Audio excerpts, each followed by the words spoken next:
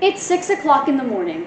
Your alarm is blaring, your head is pounding, and you're struggling to drag yourself out of bed after a long night of FaceTiming your friends and mindlessly scrolling away on TikTok. And yeah, that probably wasn't the most responsible thing to do. But can you really blame yourself? I mean, you did spend the entire day doing assignments, studying for tests, and working hard to keep your GPA high. Surely there was no harm in a little screen time, right? But now you're exhausted, you have a history presentation later on in the day, and maybe even a migraine on top of that. But this routine isn't new to you, nor is it new to the other 80% of teens who struggle with getting enough sleep. As a teenager myself, I've often found myself in the same situation, running on only a couple hours of sleep, feeling drained, while still trying to maintain focus throughout the day and stay on top of my responsibilities. So the question is, why? Why is this happening? Why do so many teens suffer from chronic sleep deprivation? And who do we have to blame for it? The school system, with its demanding workload and incompatible schedule, or the students themselves who can't manage their time effectively? The truth is, it's both. Both sides are responsible, but only the students themselves can fix this problem through the use of better time management. But before we fully put the burden of fixing this epidemic on the students, it's important to acknowledge that the school system creates a nearly impossible environment for teens to maintain healthy sleep habits. I think we're all aware that teens are known for staying up late at absurd hours and waking up late in the day. But when teens stay up late at night like this, they aren't just doing it to be lazy or for the fun of it. In fact, the sleep cycle of teens is biologically different from that of children and adults. The circadian rhythm of adolescents is naturally delayed, meaning that their bodies are adapted to fall asleep late at night and wake up late in the day. According to the Better Health Channel, a website run by the Victorian government's Department of Health in Australia, puberty hormones shift the teenager's body clock forward by about 1 or 2 hours, making them sleepier 1 or 2 hours later. That's just how their brains work. It's what they've evolved to stay healthy and well rested.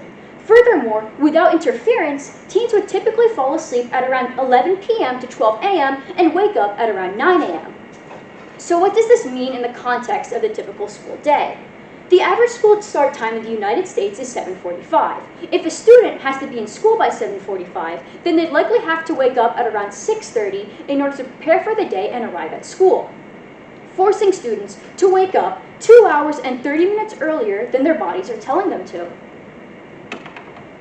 And yes, you could argue that if teens are struggling to wake up early, then they should go to sleep early. But even if an adolescent were to adjust their sleep schedule to accommodate to their school schedule, they would still face immense academic pressure. This pressure to succeed comes from the fact that your high school performance will likely shape the rest of your life. While success in high school doesn't guarantee success in the real world, it is a widely held belief that school is the key to a successful life.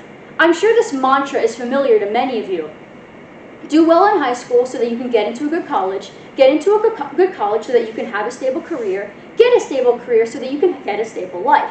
And there's actually a lot of truth to this belief, which is why many students feel they need to work as hard as they can by taking rigorous classes such as APs and dual enrollment, as well as participating in extracurricular activities to strengthen their resumes.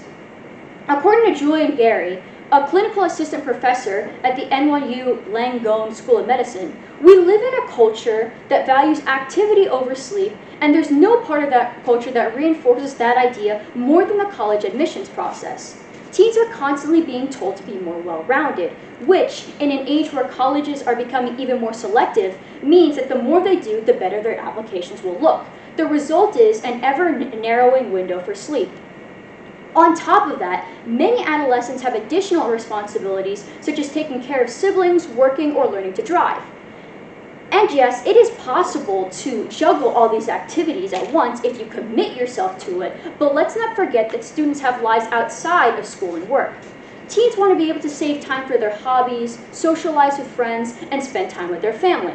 This emphasis on taking challenging coursework, participating in clubs, taking care of responsibilities, and trying to make themselves as well-rounded as possible cuts into their limited free time and gives them little opportunity to rest. This causes students to often find themselves working late at night and waking up early in the morning just to repeat the process all over again. This cycle of exhaustion often leads to burnout, as well as physical and mental health problems. Just hit the reload button again. Or hit show anyway, sorry. There you go. Taking all this information into account, stress caused by school clearly seems to be the root cause of this epidemic.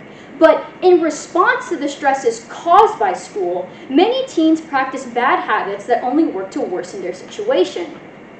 Teens are sleep deprived because the school system gives them stressful overwork schedules that severely limits their free time. In order to combat this stress, teens often stay up late on their devices to attempt to relax. But this only makes them more sleep deprived, which makes them more stressed as they have to continue through the day with even less sleep than they did the day before. According to Jill and Gary, teens who are up late writing papers on computers, chatting with their friends, are effectively creating an even more stimulating environment that will only keep them from being able to fall asleep when they want to. Furthermore, students may also try to procrastinate assignments by using social media or by texting their friends in order to distract themselves from the work they need to get done. As the late assignments pile up, students become more and more overwhelmed and rush assignments, causing them to have poor grades. As the late assignments... These coping mechanisms meant to ease stress actually backfire, leading to less sleep and even more anxiety. Furthermore, not only does the use of technology limit sleep time, but it also limits sleep quality, as blue light from screens tricks the body into thinking it's daytime.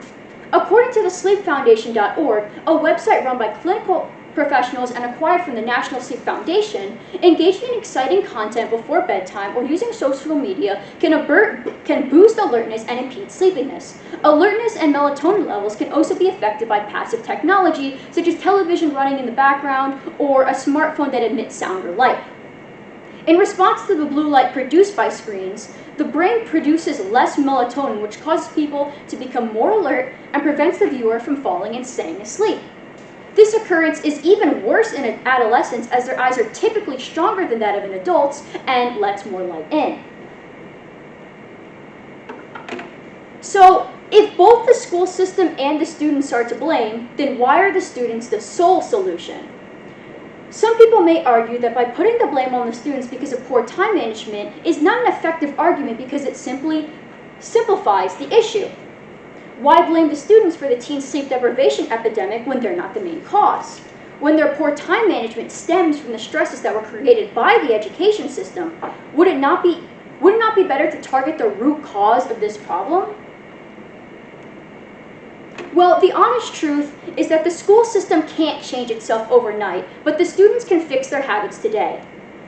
The education system is resistant to change. While change does happen, it takes a lot of effort due to several factors such as lack of adequate funding, which makes it difficult to implement drastic changes, the strict schedules and regulations of individual school systems, which makes it difficult to influence an entire country's education system, the slow-to-change nature of bureaucratic systems, and the low likelihood of getting substantial government attention in the first place. Furthermore, many of the demanding aspects of school, such as early start times, extracurriculars, and demanding coursework, are essential for teaching students how to survive in the real world.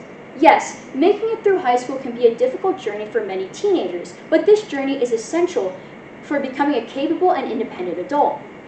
Learning how to manage time effectively, deal with strict schedules, and handle a demanding coursework workload are all vital skills that students need once they enter the workforce.